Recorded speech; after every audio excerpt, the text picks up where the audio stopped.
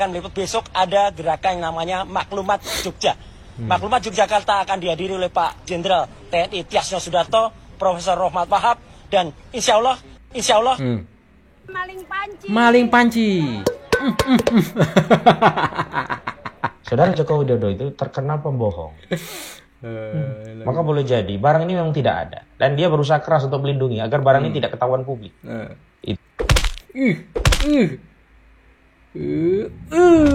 Headshot. Ini teman-teman hanya editan ya, editan AI.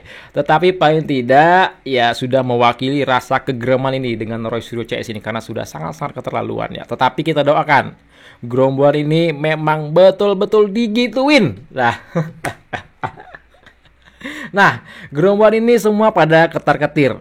Yang terbaru nih, siapa? Si Mikel ya, yang Sentana itu, yang ngakunya jurnalis katanya ya. Kaget, ternyata dia pun juga dilaporkan ya. Semuanya jadi ketar-ketir ya. Nggak hanya Roy Suryo aja. Ketar-ketir lah semua ya pokoknya ya. Egy Sujana kabur ke London, yang katanya amnesti. Nah, tanpa berlama-lama, langsung aja kita saksikan videonya berikut ini. Nah, saya ini mengejutkan kenapa? Karena awalnya tidak dicantumkan sebagai terlapor. Awalnya kan RS dan segala macam, tetapi tidak ada saya.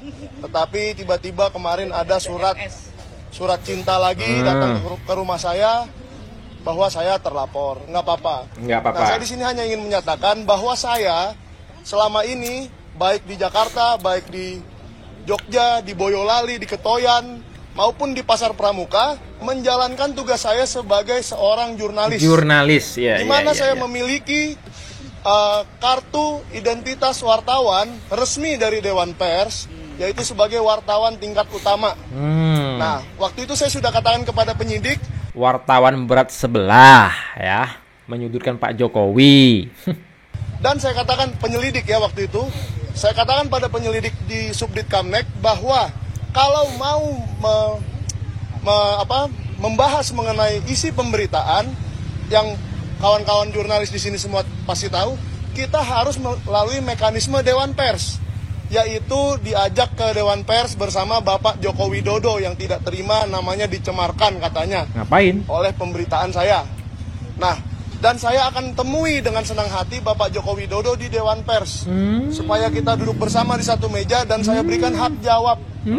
Itulah yang sebenarnya harus dilakukan oleh Bapak Joko Widodo dan kepada penyidik Polda Metro Jaya juga supaya mengerti Undang-Undang Nomor 40 Tahun 99 mengenai. Kok ngatur ya? Anda siapa?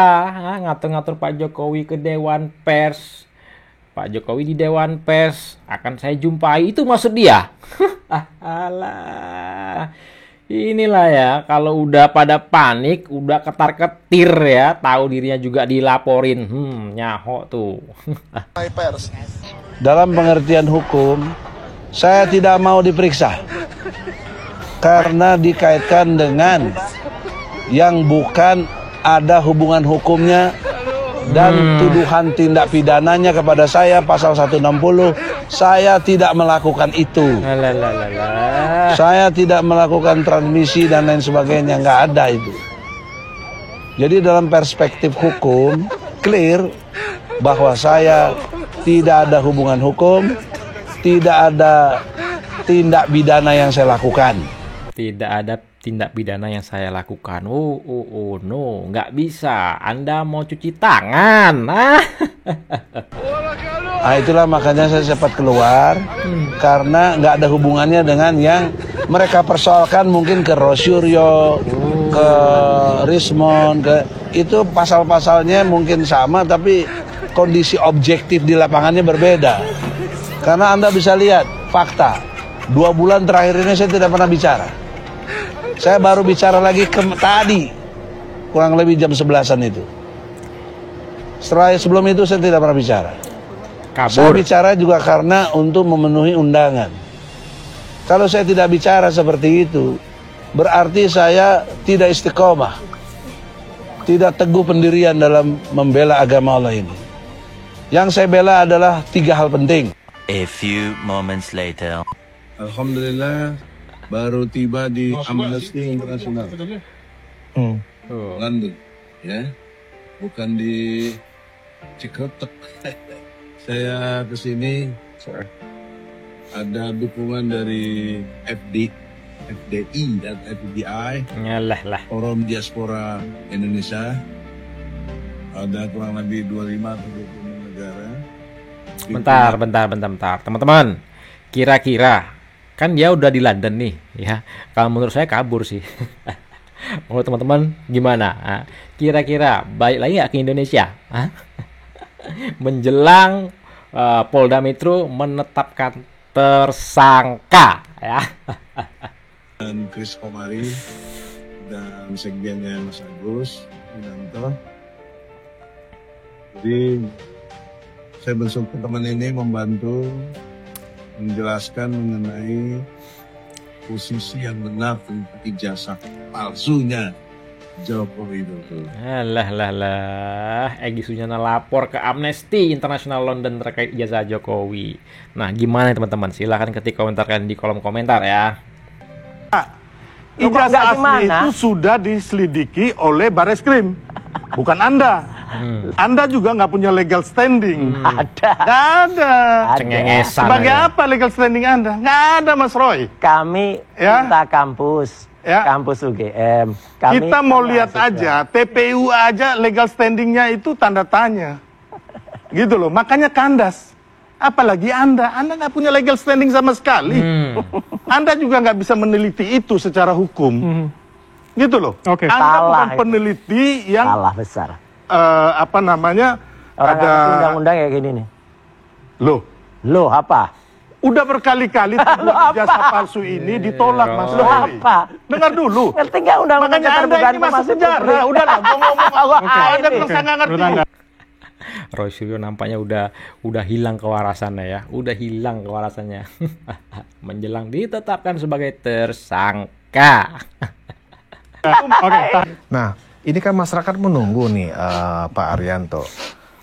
Kok lama sekali sih penetapan kasus ini menjadi dari lidik ke sidik gitu, sampai kemudian diserahkan pemberkasan ke kejaksaan sehingga masuk ke pengadilan. Seolah-olah penyidik dalam hal ini Polri, ya kan, banyak pertimbangan untuk menetapkan yang sudah terang benderang mereka ini melakukan fitnahan, ya kan, itu kok. Apakah minggu ini barangkali Pak ya akan dapat penetapan tersangka? Saya kalau gitu ya Pak ya, jawaban saya begini. Saya juga selama ini cek, karena saya yang tampil di televisi dan kemudian banyak juga dari senior saya yang mengatakan itu kenapa sih nggak diambil jalan pintas saja? Malah sarannya begini Pak. Tunjukkan aja Pak Jokowi itu. Apa gitu. Aslinya ini. Ada yang ngandungkan kayak gitu. Pintas ya. Menarik juga itu Pak. Enggak, begini. Betapa framing mereka itu sudah menghantam orang-orang yang pinter sekalipun Pak. Kan itu bisa dibayangkan Pak. Dia terpengaruh maksudnya. Dia terpengaruh.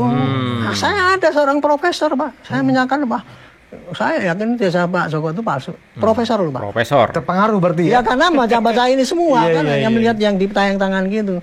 Saya bisa bayangkan ya betapa Pak rakyat-rakyat yang tidak tahu masalahnya. Ini mantan penyidik saja mengatakan kenapa kok nggak ditunjukkan pakai ini aja gitu.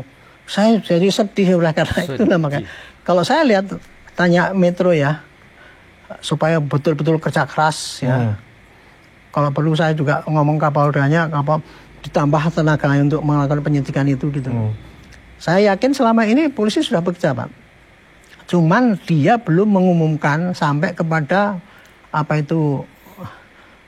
menentukan tersangkanya itu, karena dia menjaga supaya tidak terjadi gejolak yang ini, yang lebih ganas lagi lah gitu. Dia akan selama ini dia sudah mencarikan kemarin misalkan sudah ngecek ke SMA, hanya karena untuk berita yang terakhir ini aja. Tapi kalau untuk berita-berita yang dulu, saya yakin dia sudah untuk ngecek gamma kembali, dia pasti sudah dilakukan. Jadi polisi sekarang mungkin ya ini kemungkinan sangat berhati-hati, kemudian supaya betul-betul buktinya kuat, lengkap sekali, dan kemudian baru ditentukanlah siapa tersangkanya. Karena gini ya, pengalaman daripada penyidik selama ini, setiap langkah ini yang dilakukan dia akan diserang balik oleh apa itu framing dari mereka itu. Mungkin perhitungannya kayak gitu, Pak. Tapi saya yakin ya ini pasti dalam tempo nggak lama ya, saya nggak ngerti kapan itunya, pasti nanti akan segera dilakukan penyidikan itu. Sudah pasti akan naik penyidikan. Kalau sudah naik penyidikan itu berarti sudah ada siapa tersangkanya, Pak, gitu. Ya. Kita doakan ya biar cepet-cepet gerombolan Roy Suryo CS itu jadi tersangka ya. Biar jangan lama-lama. Kalau semakin lama ya semakin bikin gaduh Roy Suryo CS.